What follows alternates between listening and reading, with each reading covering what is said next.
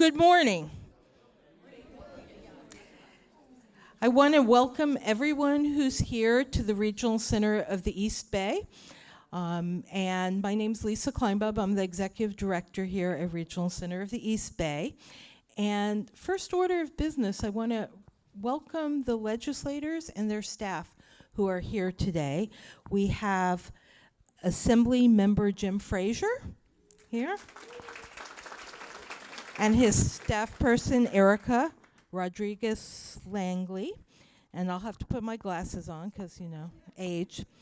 And we're expecting another Assemblywoman, but we'll introduce Catherine Baker when she arrives. We have, let's see who else we have here. So we have from Representative Swalwell's office, we have Annie McDonald and Ron Seeley. From Representative Mark DeSaulniers' office, we have Megan Gansey over in the back there. And then from Assemblymember Bill Quirk's office, we have Deborah Cox. From Assemblymember Tony Thurman's office, we have Marianne Shabazz. From Senator Steve Glazer's office, we have Joyce Esqueda. Do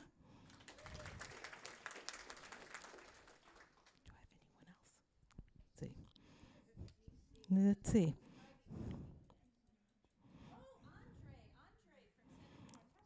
Okay, and we have Andre back there from Senator Wieckowski's office. Okay, thank you. And we'll let you know who else is here, but we really appreciate the legislators and their staff coming and listening to our program today and having breakfast with us and having some conversations. This legislative breakfast is put on by a coalition in the East Bay, the East Bay Legislative Coalition, and the coalition is made up of the Alameda Developmental Disabilities Council, Alive Consumer Action Committee, the Developmental Disabilities Council of Contra Costa, the Provider Vendor Advisory Committee of the Regional Center of the East Bay, and the State Council on Developmental Disabilities Bay Area Office. And we really want to thank the members of the coalition for working towards putting this event on. We especially will also want to thank Sister Mary Grace Puchak from East Bay Services, who really helped with our decorations today. And so now I want to give you a little insight into the decorations. You may be wondering why on a day in California when we're starting to worry about drought, and it's a beautiful sunny morning, why there are umbrellas hanging over our room today. And for us in this system, for the individuals with developmental disabilities in California, for the service providers, for the regional centers, today is a rainy day. While the governor is conservative and wants to keep resources for a rainy day, we today as the community want to say today is a rainy day for our system. The money that is being put away as surplus money is needed today to sustain this system and to sustain the lives of inclusion and independence that the folks that we serve want and that our state wants to provide for them.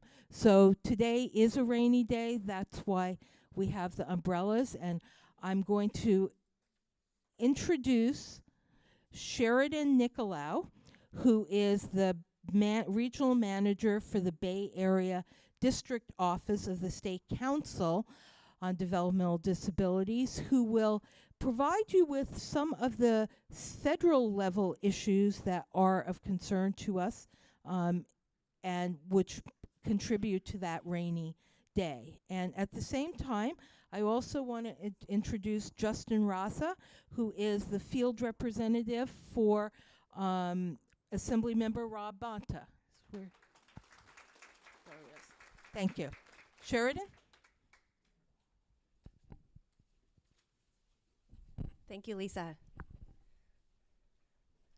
Good morning. Who's happy to be here today?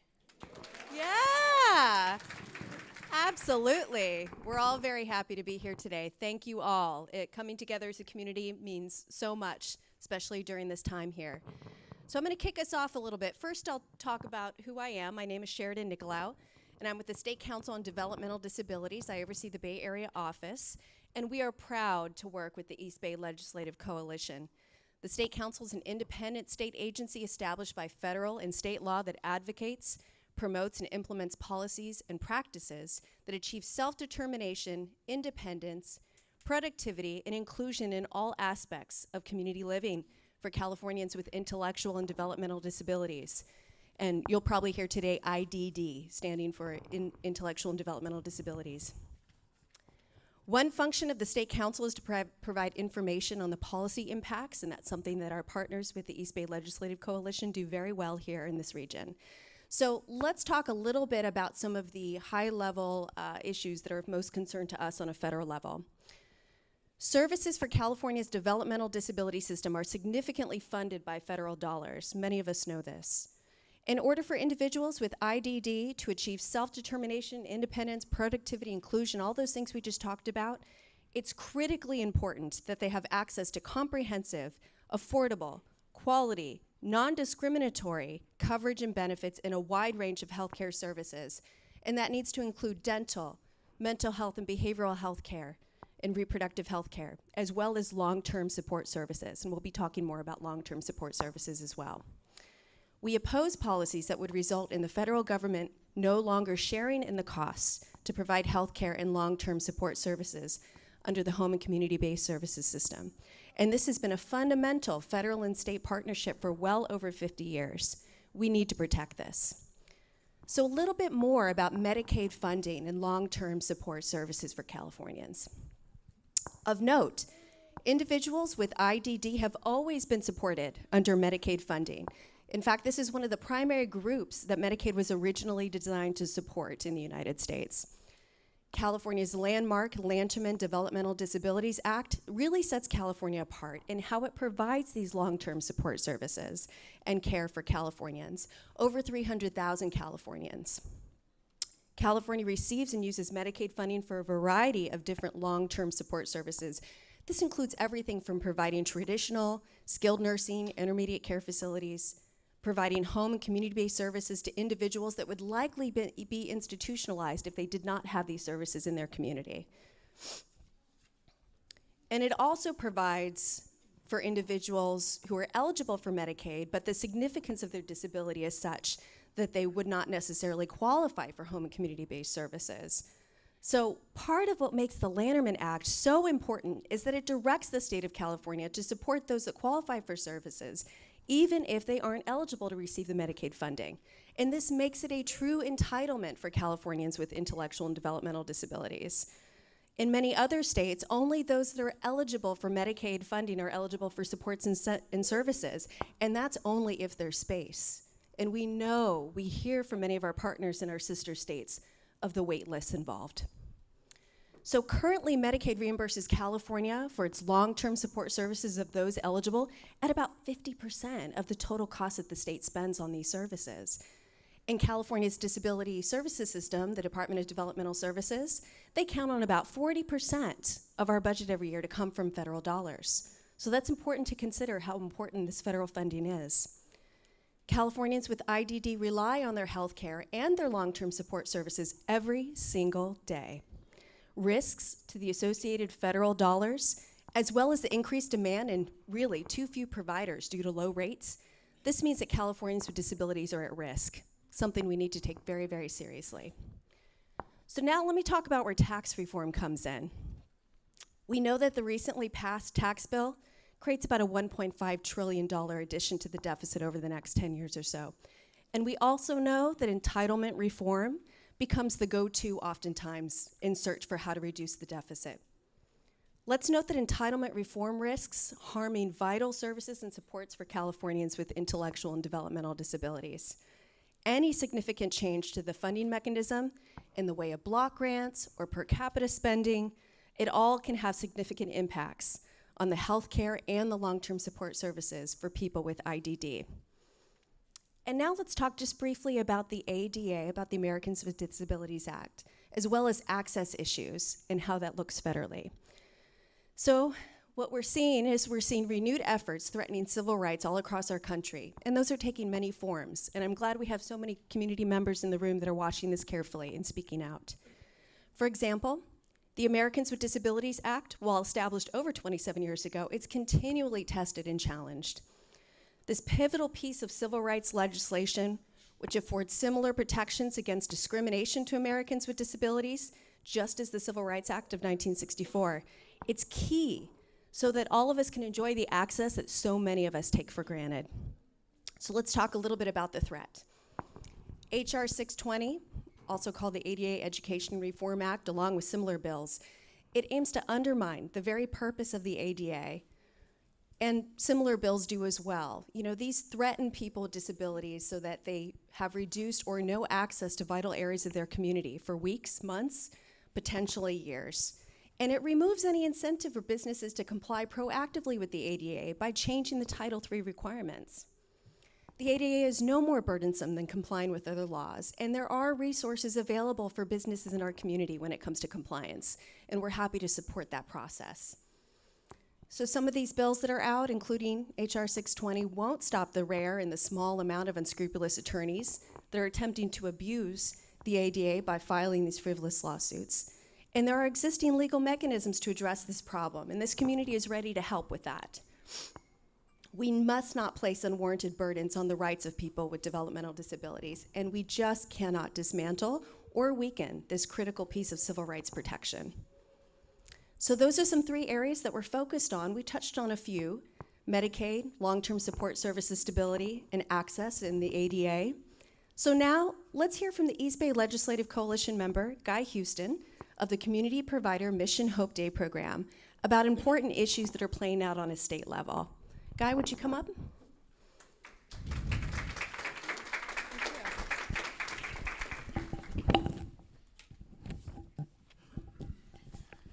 Well, thank you very much. It's a pleasure and honor to be here. And Assembly Member, thank you for taking the time to be part of this today.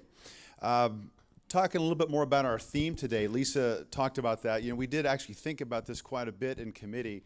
And, you know, we thought, well, maybe we can do the Game of Thrones thing and say winter is coming. Most of you know that today is Groundhog Day. So we could do the, well, here we go again type of thing, you know, Bill Murray's movie. But the governor provided the theme for us today when he came out with his budget, setting aside $3.5 billion out of a $6.1 billion surplus for this rainy day fund. So that's why we have this theme here today. It's been a rainy day for a long time in the DD community. And so that's why it's so vitally important that we say we need to be at the table and step up to the plate and be part of the process.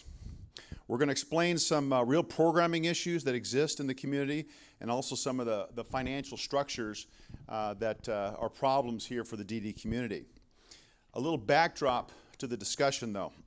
Already talked about the governor's state budget. Inside that budget, no additional dollars for the DD community. In fact, we get a cut. He's proposing what they call 4 additional holiday days, but for us, that's a forced closure. So 4 additional days of forced closure. That means 4 days of cuts for providers and 4 days that our clients do not receive services. There is a rate study that's been approved by the legislature that will be due in 2019. Caseloads at the same time are increasing. Just here in the regional center of the East Bay this last year, we've had 450 individuals added to the rolls. Statewide, 13,000 new cases statewide. Providers are shutting their doors all over, and we'll see slides a little bit later. In my old hometown of Dublin, the Kaleidoscope Activity Center been in existence 25 years. They're shuttering their doors in June. It's a shame. If you talk to the Department of Finance, of course, they say, hey, they have a surplus. That they can't even spend all the money we give them. And there's more to the story in that as well. The developmental center closures. Hundreds of millions of dollars are scheduled to be taken away from the DD system. I attended the legislative analyst report yesterday up in Sacramento on the status of the closures, and the LAO's office says that there's $100 million of dollars that once they're closed of operating funds that could be returned to the DD community.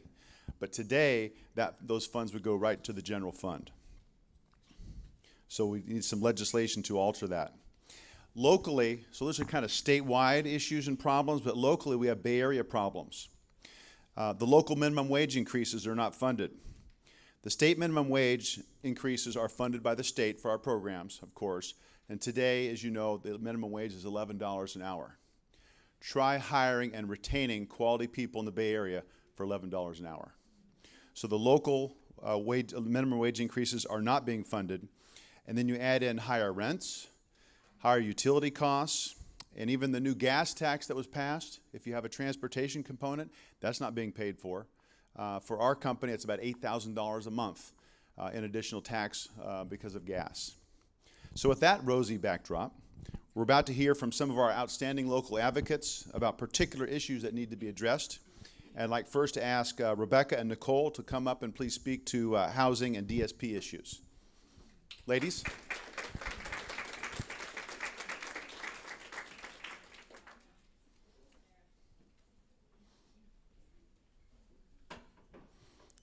Take 1 minute to get set up here.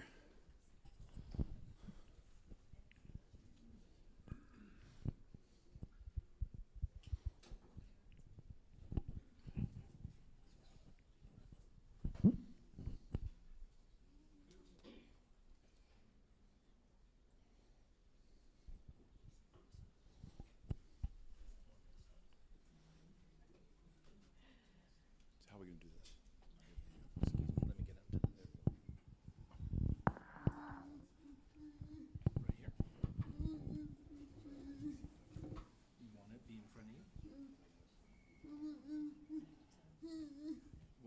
See? I want you to see. You want me to see you? Yeah. You want me to face them? You want me to see? Just a moment. We're waiting for a box. What is she saying? I don't know what she's saying. Can you see me? Yeah. Wait, can you see me? Yeah. Yes.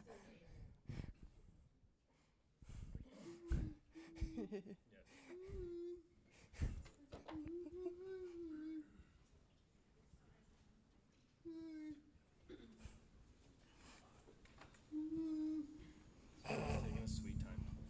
Yeah, it is. Nicole, tell us a joke.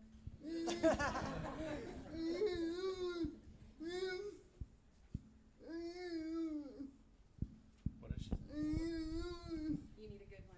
You good one?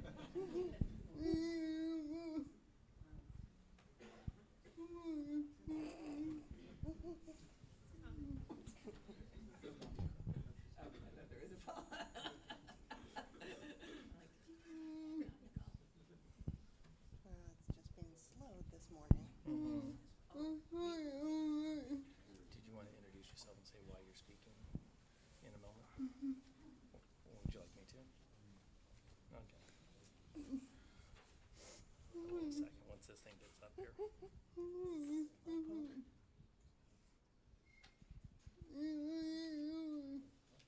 I'm sorry? You need a new one, yes. There we go. There we go. There we go. Now it's awake. Let me. Who's going to fund that? That's a good question. Let me go ahead and introduce Ms. Yes, Rebecca. please. I'm Jason Parks with Futures Explored. My partner Irma was going to be here today, but unfortunately she got sick at the last moment, so Rebecca's stepping in for her to speak on her behalf. She wrote out this really nice speech about DSPs, and Nicole's going to kick us, or excuse me, Nicole's going to kick us off, then Rebecca's going to chime in, so ladies. Thank you.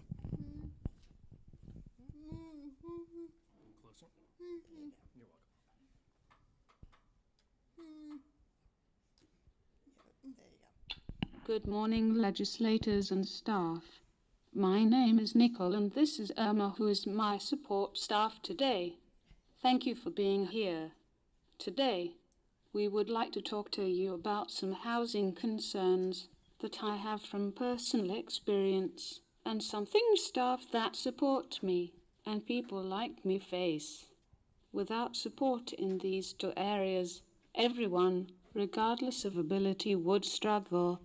For me, though, and people with my level physical need, life without support in these two areas would not only be a struggle, it would be an absolute hell, a hell I never want to experience again, a hell that you, as Our Voice in Sacramento, can directly prevent. For many years now, I've been the feisty, outspoken individual trying to charm your socks off right now. And believe me, it takes a lot to be this amazing. Seriously though, if you haven't noticed, yet I use a wheelchair like you use your legs, computer like you use your voice. Aside from my equipment, I have always taken pride in being able to live in my own crib and on my own terms. Group living may be for some of us, but it definitely isn't for me. As you can imagine, finding a pad that meets my needs is pretty tough to begin with, and with affordable housing falling way behind in today's market, it took me over a year to find a place to live that meets my needs, and unfortunately I had to sacrifice safety for workable apartment. Let's just put it like this. There's a lot more than oranges being sold on the corner. Joking aside, there was an attempted break into my apartment the first 3 days after I moved, and I have countless concerns about things that I see happening every day there. Please work with us to make our reality better, and for people who are coming out of the state developmental centers, please make sure the money continues to follow the person right into secure and affordable housing. Seriously though, don't hesitate to hook sister up if you have a lead on a better apartment. Earlier, I mentioned that I use a wheelchair like you use your legs, and this device like you use your voice, but this equipment is useless to me without my support staff. Without the right support, I can't achieve my daily needs, the simplest of daily needs. I rely on personal care for everything from assistance in the bathroom to dressing, preparing my meals, making phone calls, etc. Pretty much the stuff many people do independently, and frankly stuff you probably take for granted. We need to remember that people who support us in living need to live too. Staff do important and often difficult work and should be paid a living wage in order to hire quality staff and to retain them over the long term. I still think back to a staff I lost named Manna, who was absolutely fabulous and we worked great together. I lost Mana, who was a mother of 3 to the gas station across the street. Not because she wanted a career change, but because the gas station paid significantly more. Do you realize that as Californians, that means we place more value on pumping gasoline than life? I think we can do better. I know we can do better. As Our Voice in Sacramento, partner with us in the coming year, and let's make it better together. Irma, can you speak to your life support staff? Okay, I'll read what Irma actually wrote. It says, "There is nothing more important than providing health care. Imagine relying on someone to help you with daily living activities and personal care. Just as you start to feel comfortable and establish an effective working relationship with LSAs, they're gone. They're replaced by someone new. You know nothing about the new person, their skills, their training, or history, but you must trust a complete stranger in your home and with your most intimate needs. Imagine the impact this would have on your quality of life. For most of our folks, this is their reality. We have a higher turnover rate of quality DSPs due to low wages, lack of recognition of the importance of caregiving. Most of us need to have 2 jobs in order to make ends meet, living here in California. A sustainable living wage for DSPs must be increased in order to recruit and retain more workers and to encourage long-term employment. As a society, we must move to a place where we view direct care as a long-term profession, a career choice rather than simply another job. My mission is to provide the best quality care, give 110% each time to every consumer.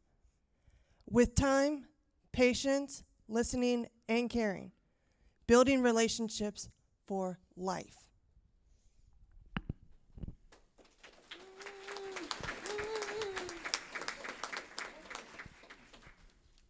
In closing, I hope you remember Emma and I as you navigate through this year's budget process. If it was you or a family member, you would want the best services for them.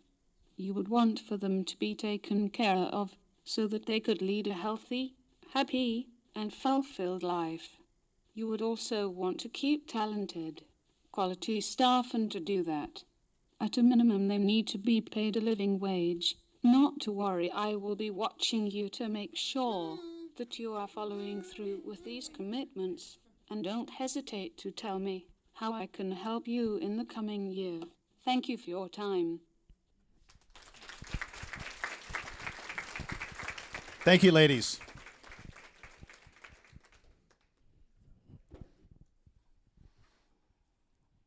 And we're very pleased we've just been joined by Assemblywoman Catherine Baker.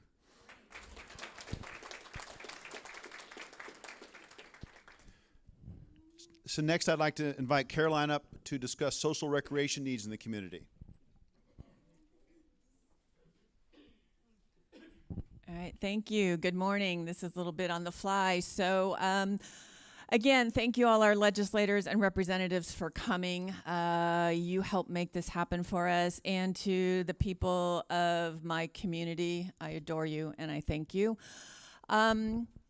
My son, who has autism, is 17 years old and a senior in high school. And he is not only smart, he's flippin' brilliant. And I don't just say that as his mother. But let me give you a quick sense of Matt. A number of you know him. We are big readers in our families. Matt, nonfiction, because fiction makes no sense whatsoever, okay? So I took my 2 boys to a bookstore, maybe 7 and 5.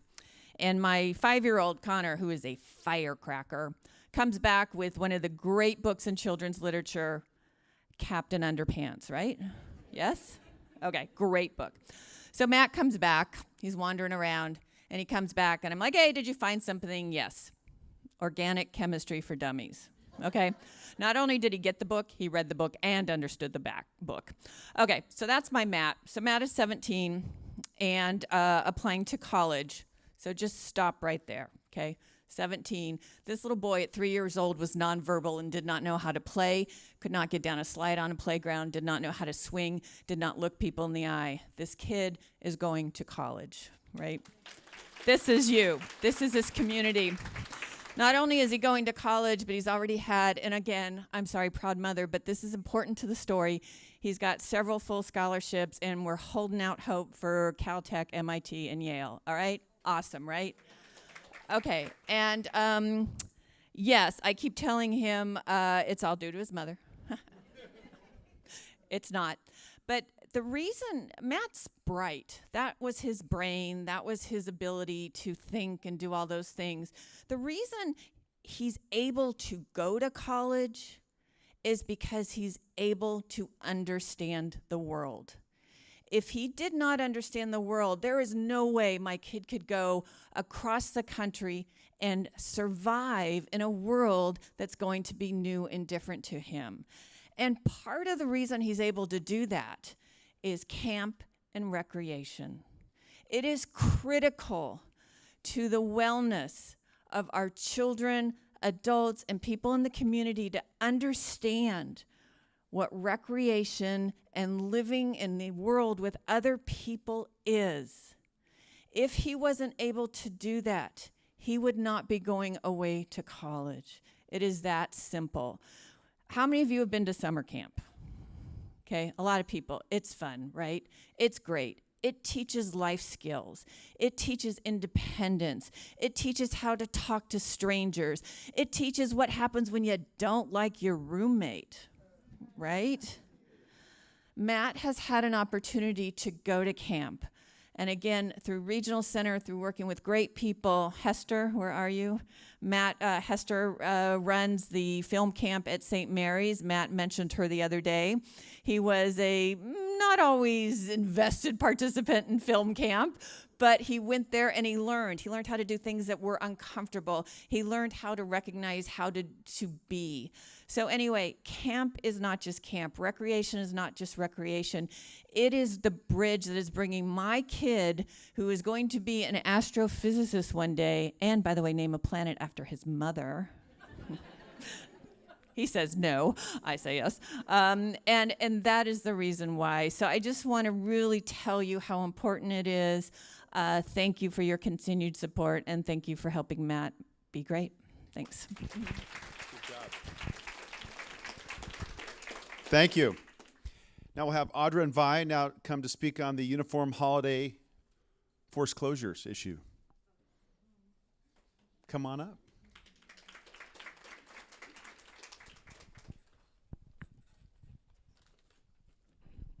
Hi, I'd like to talk to you about the 14 closure days. It means there's nothing. And so I'm gonna ask Val some questions. Val, how does the closure affect staff at program? So how do the closures affect the staff at programs? In my job, if I was told that I got 4 extra holidays, that'd be awesome. I'd be into that. I like holidays. But what we're talking about here is forced closure days. So for the staff who already have been experiencing 10 days a year of holidays, the programs need to figure out how can we afford to pay our staff for these 4 additional days if we're not receiving any funding for it ourselves. So it puts programs in a spot where their choice is either pay staff when they're not receiving any revenue for those days, or staff is taking some unpaid days off. And I know that that's a difficult thing for many of us here in the Bay Area, particularly to take unpaid days off. So I feel like the staff is sort of paying the price for those increased closure days. Isn't that a good thing? That they get Isn't that a good thing that they get 14 paid holidays? It would be a good thing if they were getting the days off paid, but I think that that's not the case. How does it affect the families of people who attend? So how does it affect the families of the people who attend these programs? Well, so speaking for myself, I'm a parent of a kid who has a developmental disability, and I get 10 holidays at my job, so I can take days off when the days he's off of his program, and that's fine. But these 4 additional days are the problem. I don't get 14 days, I only get 10 days at my job. So for those 4 additional days, I'm taking time off from my job. And I think that this morning illustrates a perfect example for us of some of the challenges that families are facing.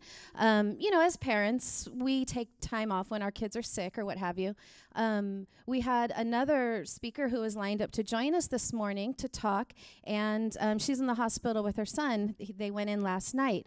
So for our kids who grow up to be young adults and adults who have medical complexities, and there's just any number of reasons we're already taking days off to provide the care for our kids that they're not getting. So this is just 4 more times a year that I need to explain to my employer why I need a day off. Many of us in the room here have really great employers that understand this, but for those who work out in the real world and don't understand these challenges that we have, at some point it starts to affect our own jobs, our own livelihood as family members and caregivers. What do you do if you can't get the day off? No days off. So if I can't get a day off of work to be at home with my child, then what I would need to do is contact the regional center and ask for an increase in in-home childcare for him. So there's 2 points about that I want to make. One is that then rather than being in a program out in the world, working on his goals, socializing with his peers, being involved in the community, instead of doing that, he's at home by himself, one-on-one with some adult who's providing care for him. So it's not a ideal situation for him for those days. And secondly, the regional center is then funding that person to be in my home, one-on-one, caring for my child. So then where's this cost savings we're even talking about? It feels a little counterintuitive that we're making a cut, but then it's being picked up somewhere else financially, because the fact of the matter is, for safety, he needs that supervision. Can you tell everybody a little bit, Audra, about how you spend your days when there's no program staff to support you? I'm sorry, when there is program staff to support you. When you're out in the world every day, how do you spend your time? I do art. I go to my CAC program. I just do a lot of outdoor stuff. I just like going out. And then what happens when you don't have the staff to support you? I'm basically at home doing nothing. My mom has to take the days off to be with me, or someone that she hired to come and be with me. Basically what we're trying to say is I know we're gonna have 14 cuts, but try to not have them.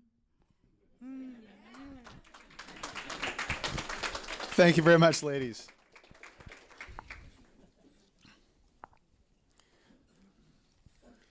If we go back to the slide 2 and slide 3.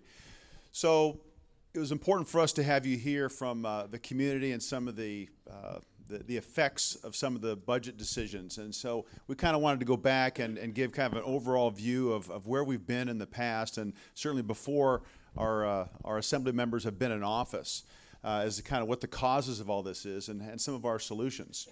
So we're always asking for money, right? We're always asking for money every single year. That happens. Well, why are we doing that? Well, here's the historical record from 2002 to today. And you look at the bottom of this is you have a 7% increase over those 15 years in the DD community. And the cost of living in the Bay Area is 44.5% over the same time period. And that 7%, I'm always reminded of my favorite quote with Mark Twain. There's liars, damn liars, and statistics. And so the statistics don't always tell the story. And so even this 7% increase that we have, and we were so blessed to have ABX passed a couple years ago, so blessed. But that 7%, as you know, exclusively all that money had to go to employee salaries. Had to. Okay, and that was a blessing because we were losing people to every fast food restaurant and gas station around. Now that's starting to erode because it's been two and a half years. But what this shows is that the businesses, the providers, haven't gotten an increase since 2002. And so you try to run a business when you haven't gotten an increase since 2002. Think of it this way. What if the firefighters didn't get an increase since 2002? What if the police officers didn't get an increase since 2002? What if our school teachers in our schools didn't get an increase since 2002? You'd have riots in the streets. And yet, this is what our industry and what our community has been facing. At the same time, you have the cost of living has been going up so much. Next slide. At the same time, and it's kind of so that's the reason. Well, now the effect is you have closures. Businesses are in fact closing down. And so on the residential side, you have over 2,700 beds, 521 licensed residential homes have closed. If they were thriving little businesses, then they wouldn't be closing. If somebody retired, they'd sell their business, like most other businesses. But in fact, they're closing because of lack of funds. They just can't keep up. So 521 and 2,700 beds have disappeared. Next slide. Programs and programs for our participants. 64 day or work programs have closed with over 1,400 individuals impacted, and this is attributed to low rates that they just can't operate any longer. Assemblywoman, you weren't here when I mentioned that in Dublin, the Kaleidoscope Activity Center, been around for 25 years, is closing in June because of funding. Next slide. One of the local issues, again, I touched on this earlier, was the whole local minimum wage issue. And the state minimum wages are funded and have been funded, but the local ones are not. Threw me off. It's a good slide because it's so visual, but all the different communities. And so if you have a business in the community, in one of those communities that have the higher minimum wage, it's not being funded. And so that's a deficit that they can't make up. And so some of those businesses and operators are closing as well. San Jose, $13.50. Richmond, $13.41. Kind of some odd numbers, but you get the point. It's a lot higher than the $11, which is the state minimum wage. And then, again, this all with the lack of funding, it shows that not only do we have a difficult time in getting quality staff, but keeping them. In our company, we have a transportation component. And when we train our drivers, once they get trained and they're on our job for about 2 months, well, then they're experienced and they're pretty good at what they do. They go get a better job driving for somebody else and make $3 or $4 more an hour. So very difficult to keep trained staff with the current structure. Next. So we have a couple other issues. Housing, it was talked about a little bit earlier. The developmental centers are closing, and there's going to be interest and discussion on the disposition of those operating funds. But you're having up to 3,000 housing units in Sonoma and in the developmental system. Well, that's going away. Well, then we need to replace that in the statewide system when we get people in the community. Community services. I'm just going to read some of these real quick. The gap between the promised individual program plan services and community's ability to deliver these services is growing. Adding new services requires startup funding and ability to get these operators off the ground and to serve our individuals. I mentioned earlier that we have 450 new individuals just in Regional Center of the East Bay. At the same time, we have costs that are preventing some of these from growing, and in fact, many are shutting down. And then this one kind of odd issue is you talk to the Department of Finance and they'll say, well, they have more money. They can't even spend all the money we give them. Well, again, that's that Mark Twain quotation is, our rates are frozen, so we can't possibly spend all the money, especially when you have all these programs that are closing. We can't spend the money that we have there because there's a lack of providers and the lack of ability to raise rates to market rates to pay people. So there's always the rest of the story, as Paul Harvey used to say. Go on. The bottom line is this is the most important slide for all of our legislative staff and our members that are here, is rate reform. Again, ABX 2.1, a blessing because many of us in this room would be out of business without having that a couple of years ago. It just would be a fact. But now we have this rate study that is scheduled to be completed in 2019. For us, that's an eternity from now. And inevitably, well, that rate study might go into 2020. That's just the way it goes. And so we cannot wait for 2020 before we get consideration of any increase. Again, you talk to the Department of Finance, and they say, oh, the rate study's coming. Well, it's not coming near quick enough for what we need. So we need to be at the table, and especially in this time of at least plenty this year, and the rainy day is here for our community, and so we need to be at the table. The asks. All the asks, I'm actually not going to read through this because the asks have been the great speakers before me, what we need to do, but the overriding theme here is rate reform.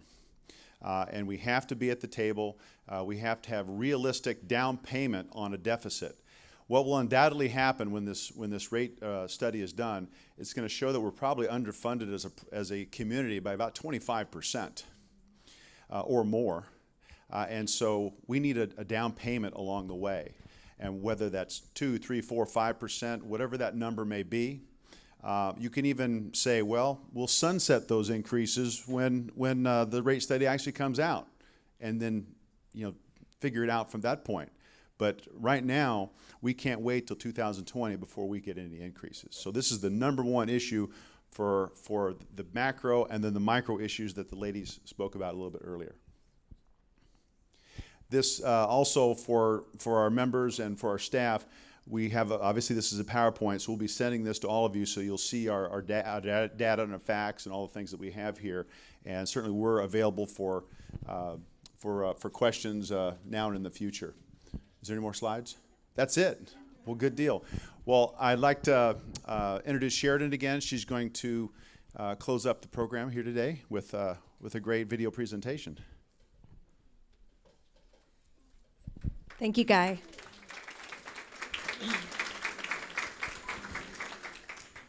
So just so you know, those of you that haven't opened up your yellow packets that you got when you came in, there is a wealth of information in those packets for you that give you more qualitative and quantitative data on all of the subjects that you heard about today from our community. So let's recap a little bit. We've talked today about the challenges that we all face together as a community and how we need your leadership to build a more stable tomorrow. Let's take a moment to celebrate, though. Let's take a moment to celebrate our community's accomplishments despite the hardships that we face each and every day. Our East Bay Legislative Coalition members and friends from Futures Films has a message for you all about our community's successes, what we've been able to accomplish together. Futures Films is a full-service video production company supporting individuals with disabilities to be contributing members of their community. And let's go see what they have to say.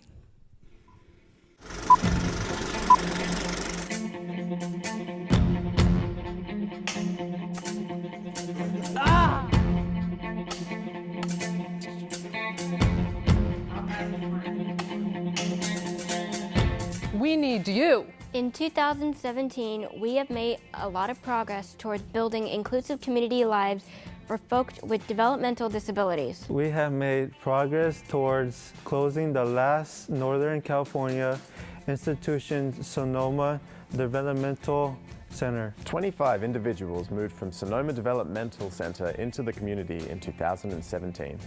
8 new residencies. 2 new day programs. And a mobile dental clinic have been developed to meet their needs. Such as community activities, jobs, and their own private space.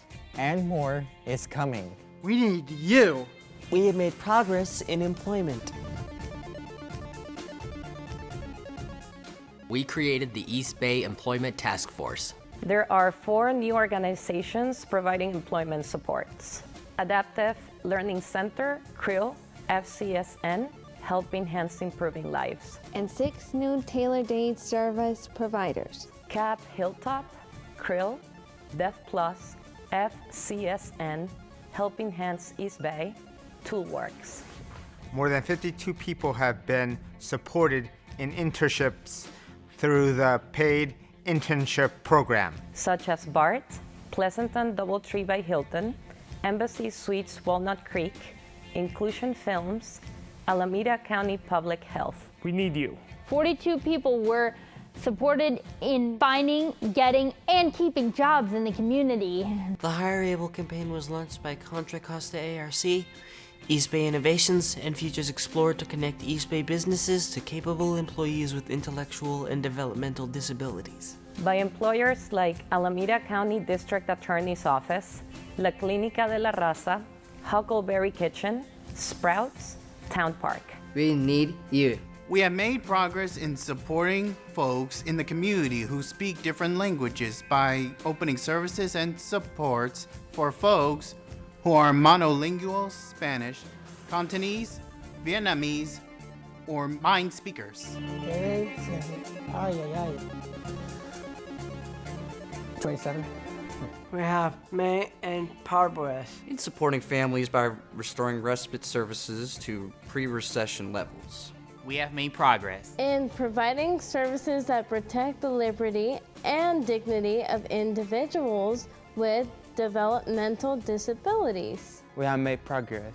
Increasing communication and collaboration among service providers, the Regional Center, and the Developmental Disabilities Councils. We need you. We need you. We have made progress in supporting our hardworking direct service professional. The passage of ABX 2-1 provided the first increases in the last 5 years to those who deliver the services every day. We need you. We have made a lot of progress this year. But there's always more to do. A raise once every 5 years is not going to allow direct service professionals to remain in the field. The lack of affordable housing for both individuals with developmental disabilities and those who support them has reached crisis levels. Additional program closure days does not promote greater independence and self-reliance. We need your help. We need your help. To ensure that all individuals with intellectual and developmental disabilities can live full and included lives in their communities. Can we count on you to make sure we have staff to support our needs? Ensure we have safe, accessible places to live. Support our opportunity to be contributing members of society. Te necesitamos. We need you. We need you. We need you. We need you. We need you. We need your help. We need you.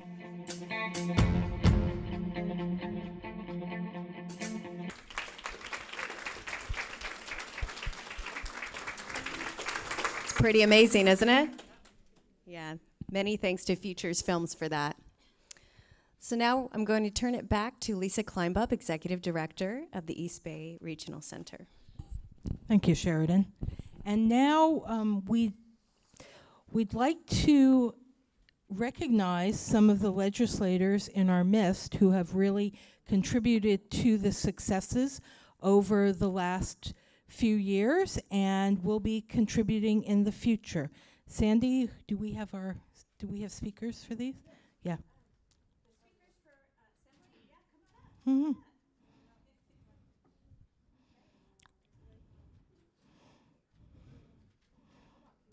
Okay. This one's Fraser? Okay. Okay. We are here today to honor Assemblywoman Catherine Baker for authorizing AB 434. AB 434 will ensure access to online government services for individuals with disabilities. Updated standards provided on a regular basis to help the legislature will help California agencies and departments make their websites more accessible. Please join us in honoring Assemblymember Catherine Baker for her support of individuals with disabilities and making services accessible to all. Thank you.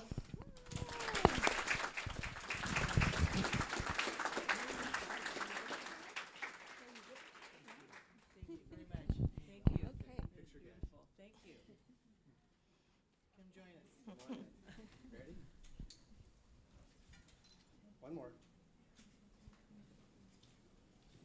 Excellent. Thank you.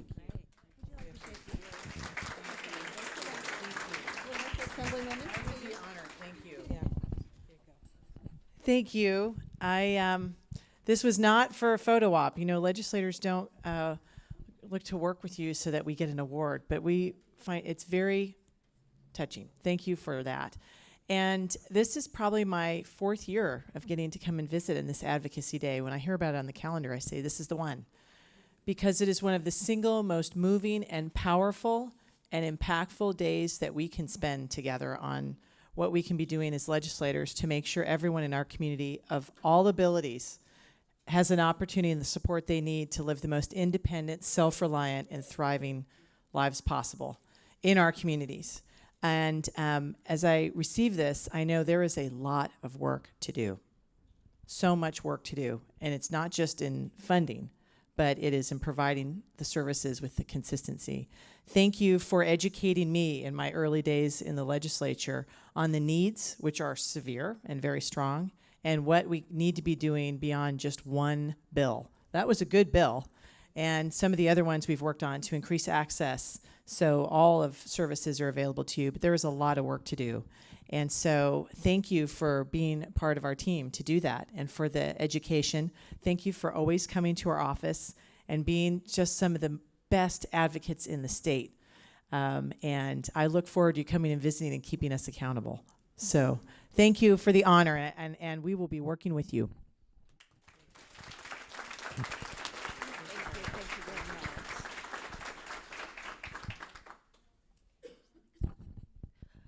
And our next legislative recognition is for Assembly Member Tony Thurmond. Mariam, are you able to accept this award?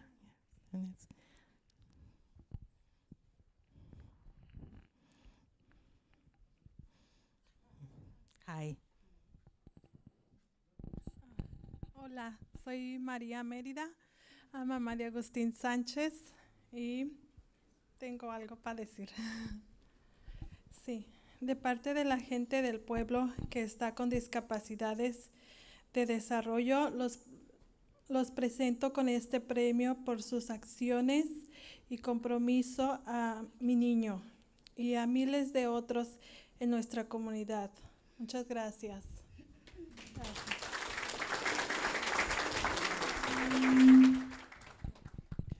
I'll just translate that. On behalf of, if I can read this, it's my right. On behalf of the, I'm gonna take off my glasses. I should get double glasses. On behalf of the East Bay people with developmental disabilities, I present you with this award. Your actions and commitment to my child and thousands of others helps us live fruitful lives in our communities.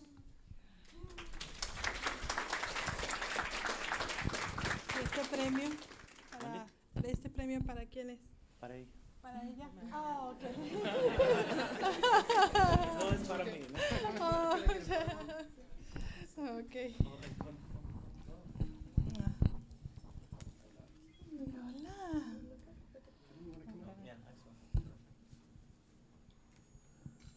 more? I always take double. Sorry, guys. Thank you. Gracias. Gracias.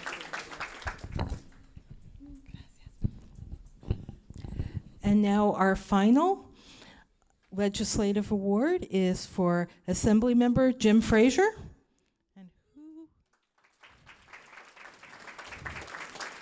And our presenter, Sandy?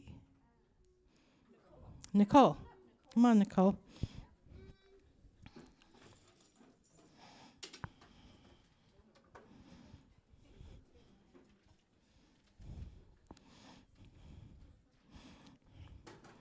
You've all met Nicole before.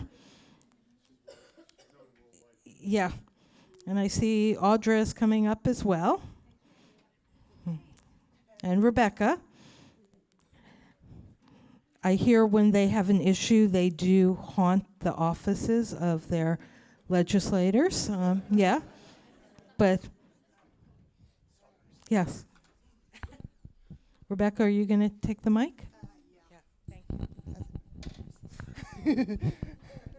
Last but not least, we are here to honor Assemblymember Jim Frazier for authoring AB 1607, a bill which would have been enabled the Department of Developmental Services to authorize community-based vocational developmental services, resulting in better employment outcomes for individuals with intellectual and developmental disabilities.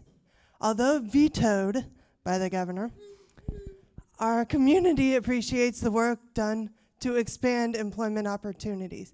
Please join us in honoring Assemblymember Jim Frazier for his ongoing support for individuals with intellectual and developmental disabilities and their families. Thank you.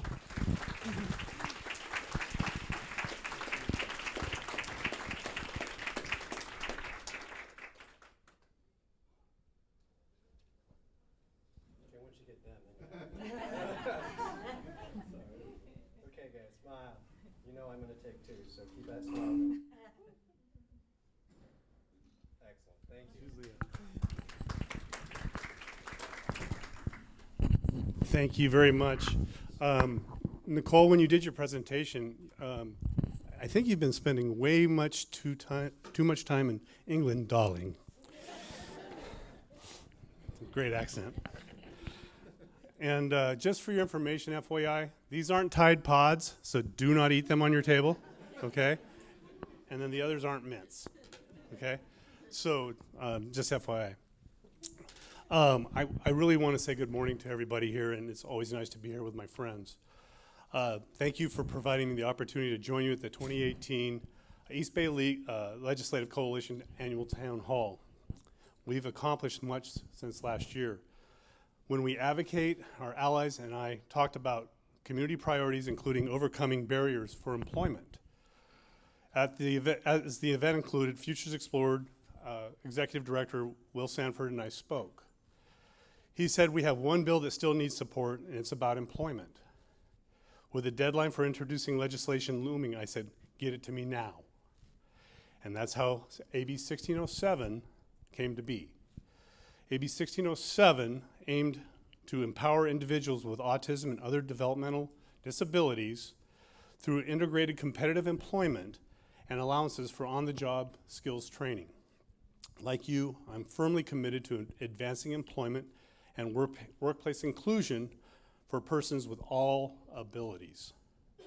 Our bill aligned with California's Adapted Employment First policy by offering individualized on-the-job skills training opportunities. Individuals with developmental disabilities rarely receive these opportunities, and we have to do much better. But AB 1607 made it to the governor's desk with strong bipartisan support behind it. But unfortunately, the governor vetoed it. But I'm not one to give up, though I will continue to push the need for integrative employment through the budget process. The heartbreaking veto of AB 1607 made me aware that we need to do a better job educating decision makers at the Capitol about the issues facing those with disabilities. And when we go up there to advocate in the Capitol, all of us, we need to bring the Department of Finance in and educate them also, not just the legislators.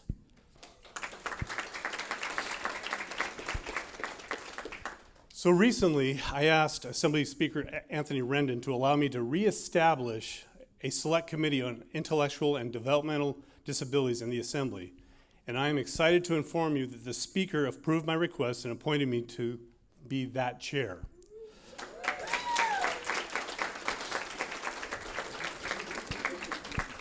I'm in the process right now of selecting colleagues in the Assembly to serve on the committee with me, and my staff and I hope to hold the first committee hearing a little later this year, but sooner the better. Yes. We will keep you informed about this committee and the date of the hearing so you all,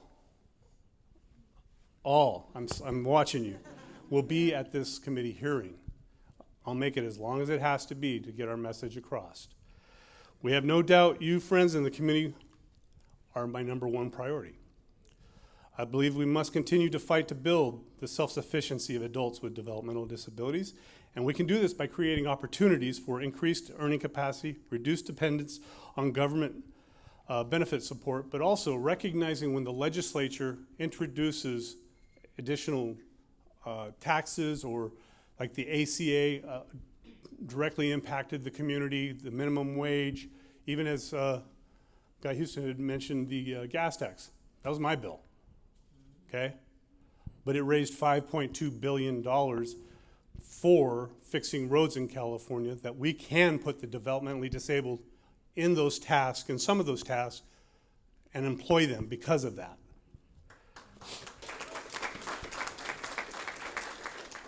But I do hear your frustration. Our system is siloed and fragmented, and you see more cuts than funding, and your voice gets lost in the crowd. Well, you have good advocates, as Catherine Baker and myself and others, Tony Thurman.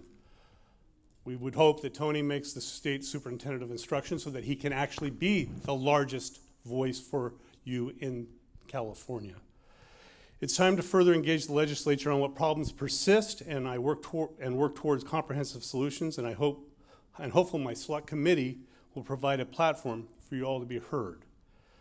Since taking office in 2013, I've had an ongoing internship program for students with special needs in my district office, and now we are incorporating it in the Capitol.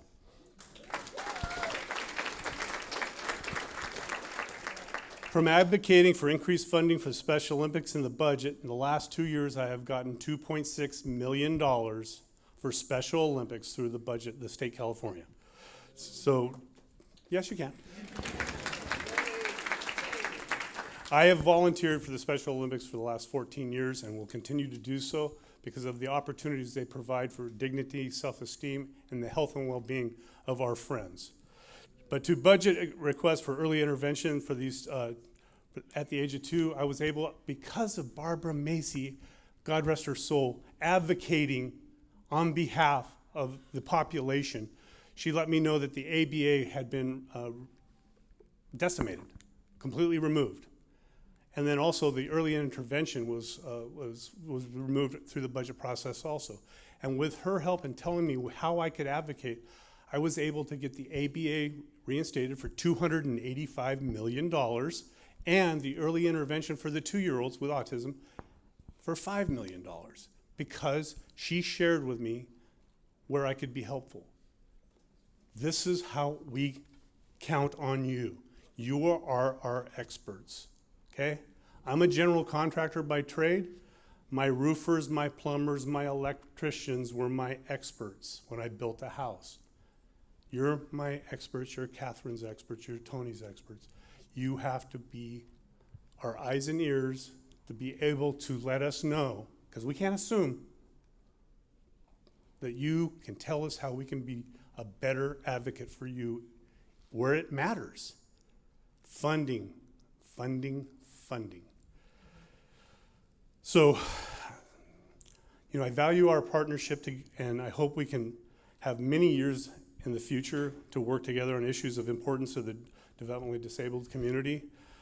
I hope to see all of you in the Capitol sometime in the coming year. Hey, and who knows, maybe we can get an appointment with the governor and share with him. Maybe he'll give us a couple minutes and we can share with him that chart that was shown that only 7% over so many years have been included to the developmentally disabled population, but understanding that the census grows every year, but we actually get less value. And so I will say that the East Bay Coalition, working with you, we can be effective with your help, only with your help.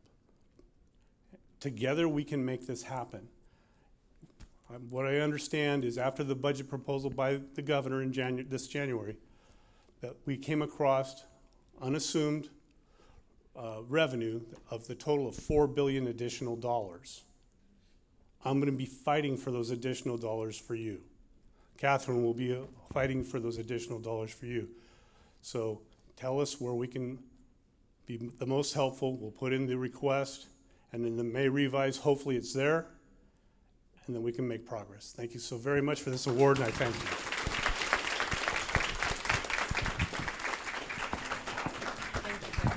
That was wonderful.